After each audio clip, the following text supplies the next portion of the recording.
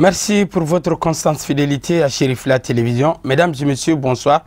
Bienvenue dans cette édition d'information de ce jeudi 22 novembre.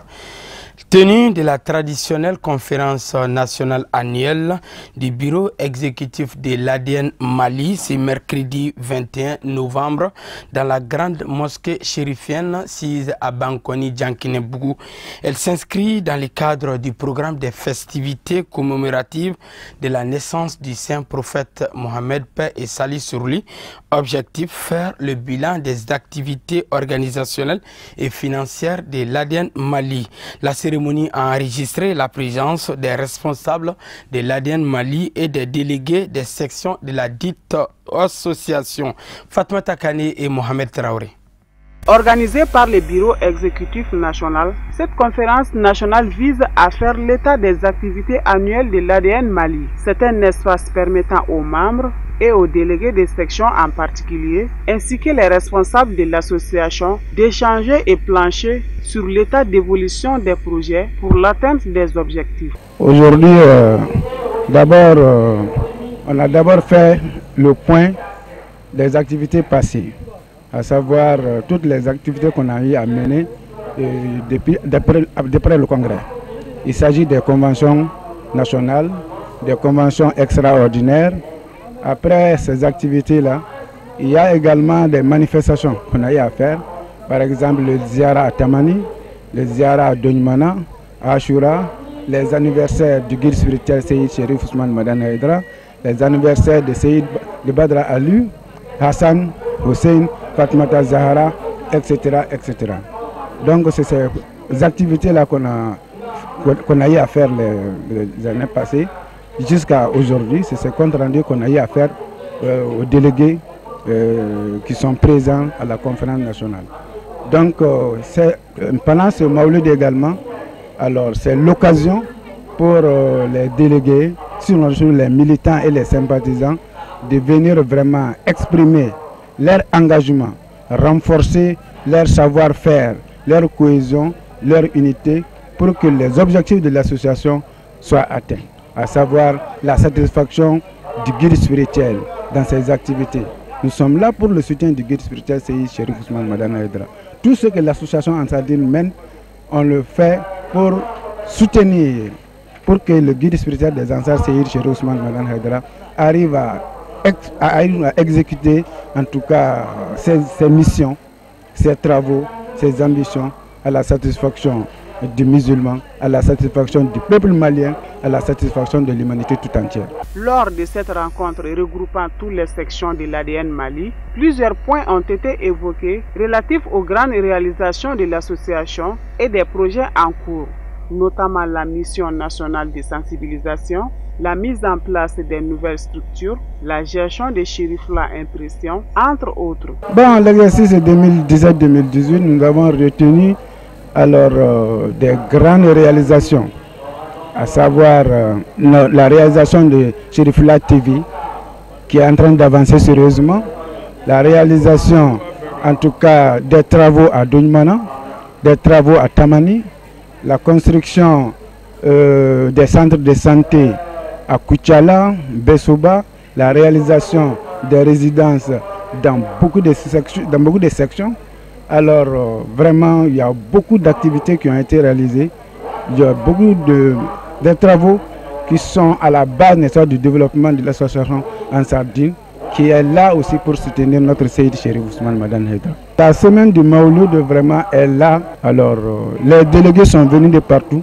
Les participants, les sympathisants sont venus du monde entier, n'est-ce pas, de l'Amérique, de l'Asie, de l'Europe, de tous les pays pratiquement de l'Afrique et tous les coins du Mali. Donc pour nous, comme notre Seyyid Cherif Ousmane Madane Haïdara nous a enseigné, nous devons être un musulman exemplaire, qu'on a les bons comportements, d'être des hommes de paix. Les responsables du bureau exécutif ont également saisi cette opportunité pour rendre hommage aux 14 premières sections pour leur respect des engagements du paiement des cotisations lors du mandat dernier et la section de Kangaba qui, rappelons-le, a battu le record. Pour cette performance, elle sera récompensée le 29 décembre prochain. Rappelons aussi que l'ADN Mali compte au total 46 sections réparties à travers tous les pays. Restons toujours dans le cadre de la célébration du Maouloud.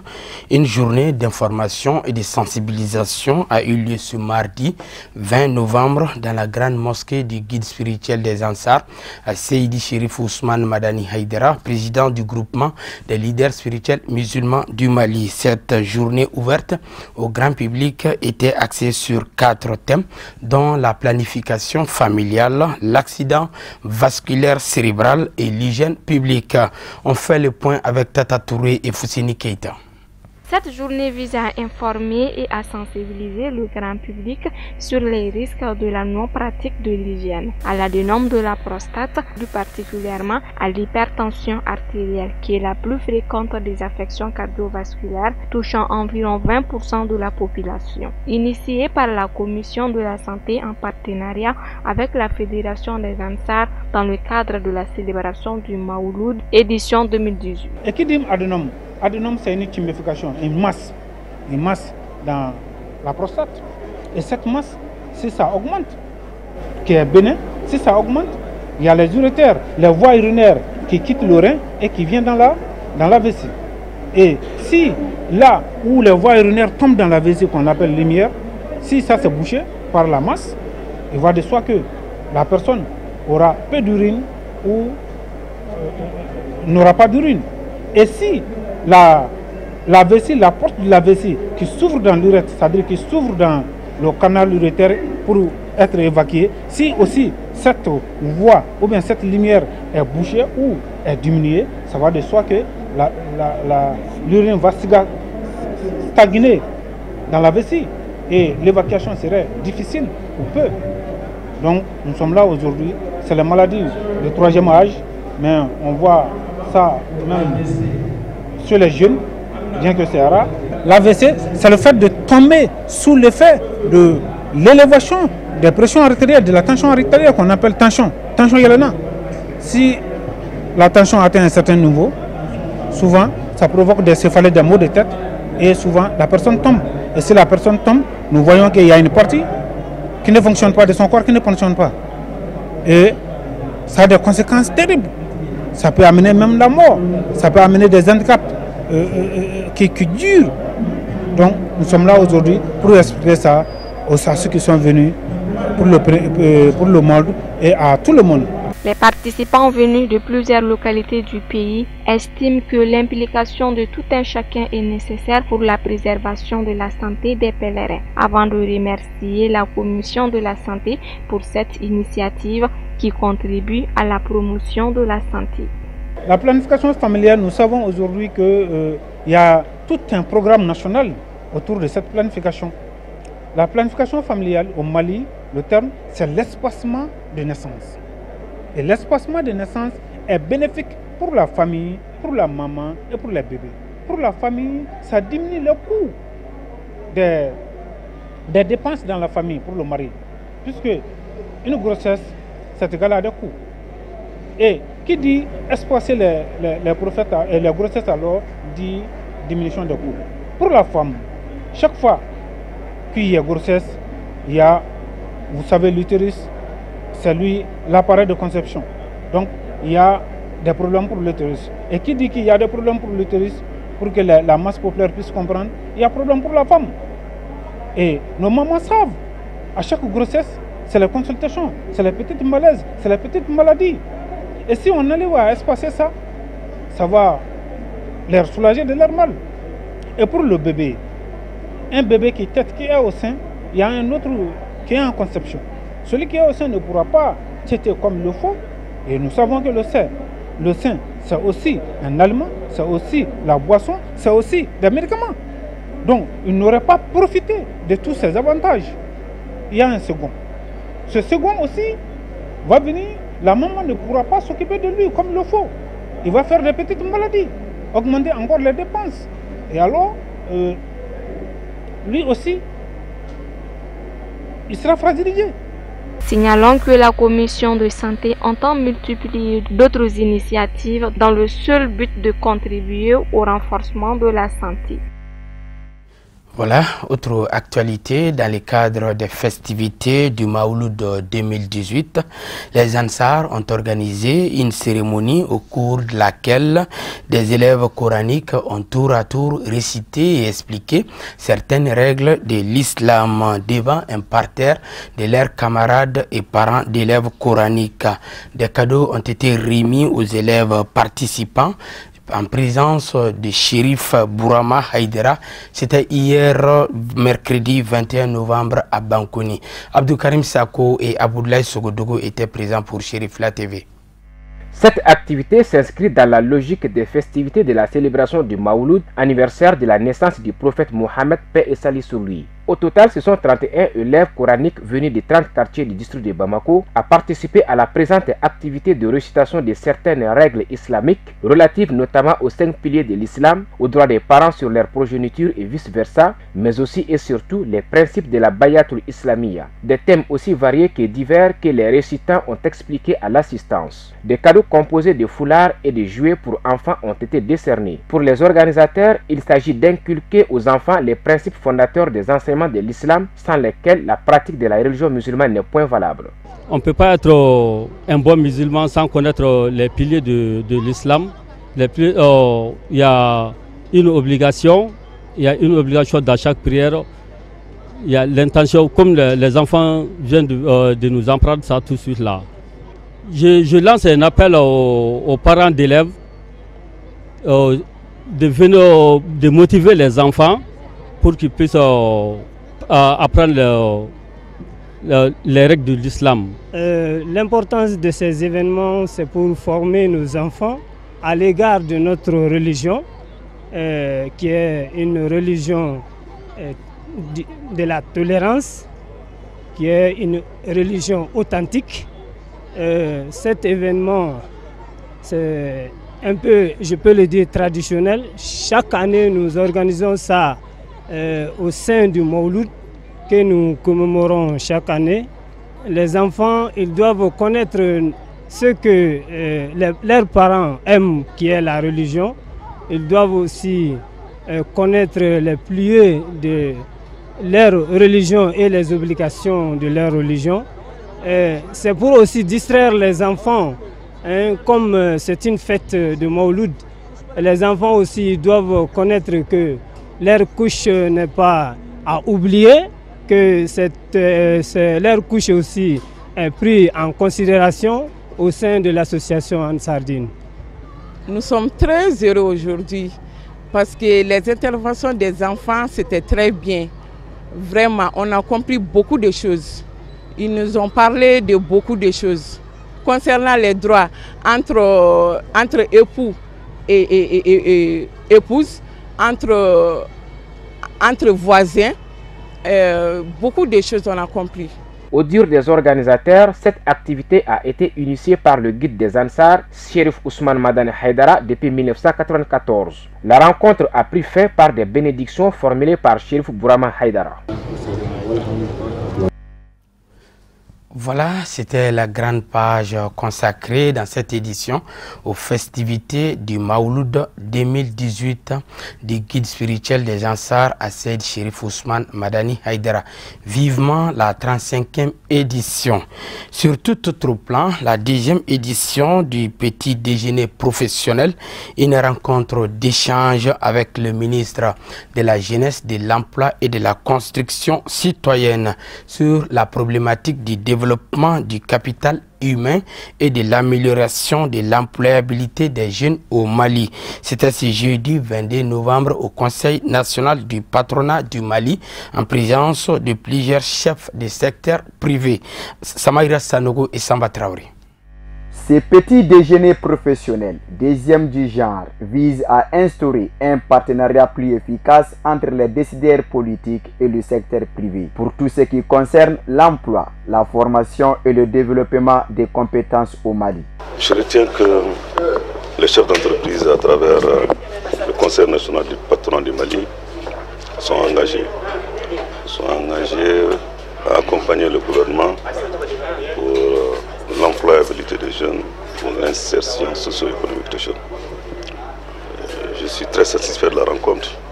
Donc le savez, le second mandat du président est dédié à la grande cause de la jeunesse, à l'insertion des jeunes, au développement des jeunes, à la promotion de la jeunesse. Le problème auquel nous sommes aujourd'hui confrontés est un problème de chômage des jeunes. On convient tous aujourd'hui que le principal pourvoyeur d'emploi, c'est le secteur privé. C'est l'entreprise qui crée de l'emploi. Et aujourd'hui, échanger avec les chefs d'entreprise, s'enquérir leurs préoccupations et travailler avec eux dans un climat serein, avec un partenariat fécond, ne peut que nous faire avancer. Le problème qui a été posé aujourd'hui, c'est le problème des ressources humaines, c'est le problème du développement du capital humain. Vous vous rendez compte que l'axe 3 du programme présidentiel, c'est le développement du capital humain et l'inclusion sociale. Nous les avons prouvés, sinon montré toute notre disponibilité à travailler avec eux pour faire de la formation professionnelle une formation adaptée aux besoins. C'est seulement à travers un accompagnement constant de l'État en faveur des entreprises maliennes et l'instauration d'un dialogue fécond entre les deux parties, publics et privés, que nous pourrons relever ensemble les défis qui s'imposent à nous. Nous devons également contribuer à susciter un développement du capital humain dans notre pays au dire des chefs d'entreprise. C'est très compliqué, c'est très vaste. Aujourd'hui, l'emploi a changé complètement de visage. L'entreprise n'est pas ce qu'elle était il y a même une dizaine d'années. Donc tout le monde se cherche, personne n'a la solution aujourd'hui. Mais avec la créativité et avec l'innovation des uns et des autres, nous pensions qu'on peut trouver des solutions pour que l'employabilité des jeunes soit une réalité. Parce que nous sommes dans une économie aujourd'hui qui mute de jour en jour et les entreprises aussi doivent muter et la formation des apprenants aussi doit muter. Donc malheureusement, ça pèse très lourd. Les entreprises sont obligées d'investir gros pour être au niveau, pour être compétitif. Les jeunes sont obligés d'être formés. Le gouvernement doit avoir une vision large de tout ça. Donc coordonner tout ça pour que l'économie évolue, c'est pas facile. Il faut être très créatif et très innovant. Retenons que cette deuxième édition, ayant comme thème rôle et implication du secteur privé pour un véritable développement du capital humain et une meilleure employabilité des jeunes au Mali, fut un grand succès à tout point de vue. Cérémonie d'accueil des 13 candidats maliens au concours d'agrégation du Conseil africain et malgache de l'enseignement supérieur CAMES 2018 à la faculté de médecine et d'odontostomatologie FMPOS, placée sous la haute présidence du recteur de l'Université des sciences techniques et technologiques de Bamako. La dite cérémonie à l'honneur des nouveaux maîtres de conférences agrégés a enregistré également la participation des enseignants des facultés de médecine, d'odontostomatologie et de pharmacie. Amadou Diallo et Samba Traoré. La présente cérémonie a pour objectif d'accueillir et de féliciter les nouveaux maîtres de conférences agrégés qui ont pris part à un concours visant à évaluer leur aptitude d'enseignement tenu à Libreville du 5 au 14 novembre 2018. Une occasion également pour les responsables académiques de remercier les encadreurs qui ont participé à la formation de ces agrégés. Dans son discours, Fatoumata Silla, major de sa promotion et représentante des lauréats, dira qu'il n'y a pas de réussite sans un bon encadrement. Cette fête commémore la fin d'un processus, un long processus qui a commencé d'abord par l'engagement personnel du candidat, des candidats, celui de devenir enseignant. Cet engagement commence par un rêve caressé depuis longtemps. Puis vient le temps de la décision et enfin le temps du sacrifice. Présent à la cérémonie, le recteur de l'Université des sciences techniques et technologiques de Bamako, tout en félicitant les lauréats, ajoute que l'encadrement et l'amélioration de la qualité des soins demeurent deux défis à relever. Permettez-moi d'exprimer ma joie, parce que je ne ferai pas un discours très formel, mais c'était un sentiment de joie que je vais dire. tous les corps professionnels sont interpellés au Mali aujourd'hui, mais singulièrement celui de la médecine. Il faut qu'on parvienne à regagner l'estime des malades. Cela veut dire qu'il faut consacrer suffisamment de temps à l'hôpital. Alors aujourd'hui, c'est un sentiment de joie pour avoir parcouru toute une étape et d'arriver à l'aboutissement de cette étape. C'est celui d'une longue période de préparation, d'apprentissage, de sacrifice. Et aussi un sentiment de fierté, une fierté d'être le fruit de ce que nos maîtres ont souhaité de moi, c'est-à-dire avoir accédé à l'agrégation. Et ça, c'est avec leur engagement depuis des années que le processus a commencé. Et donc là, vraiment, ce sont ces deux sentiments qui m'anime cet après-midi. Notons que le concours d'agrégation est une évaluation réalisée tous les 2 ans par le Conseil africain et malgache pour l'enseignement supérieur, CAMES. Il est l'organisme d'accréditation et de consécration dans les grades d'enseignement. Restons avec Amadou Diallo pour le développement de l'actualité africaine et internationale en bref et en images.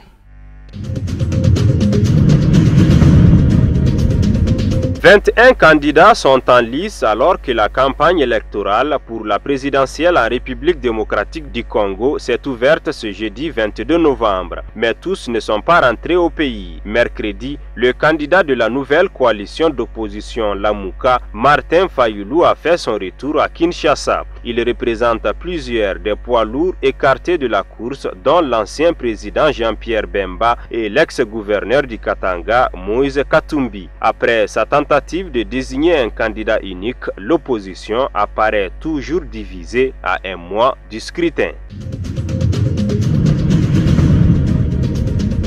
Après avoir déposé 208 réclamations mardi devant la Haute Cour constitutionnelle, l'équipe de Marc Caravalo Manana, qualifiée pour le second tour de la présidentielle malgache, a finalement retiré ses plaintes mercredi 21 novembre. La HCC confirme avoir bien reçu la lettre de désistement. L'institution n'aura finalement à traiter que 5 requêtes. Les réponses à ces requêtes et les résultats officiels seront proclamés mercredi 28 novembre prochain.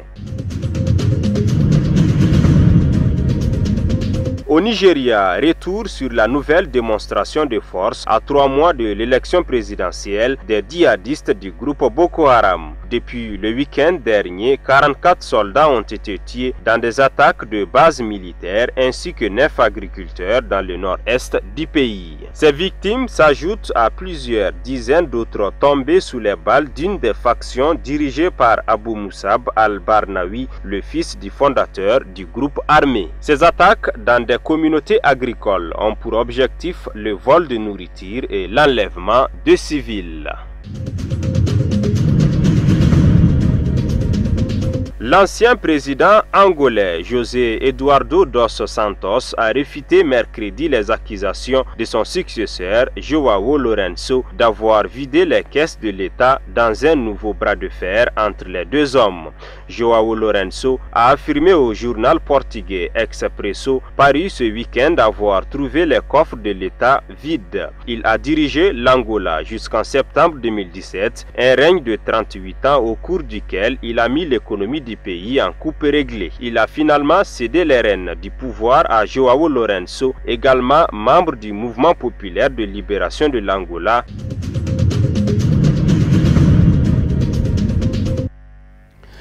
Voilà, c'est ce qu'il fallait retenir dans cette édition d'information de ce jeudi 22 novembre 2018 qui a été préparée par l'ensemble de la rédaction. Merci à vous de l'avoir suivi. Les programmes continuent sur Chérif La Télévision. Au revoir.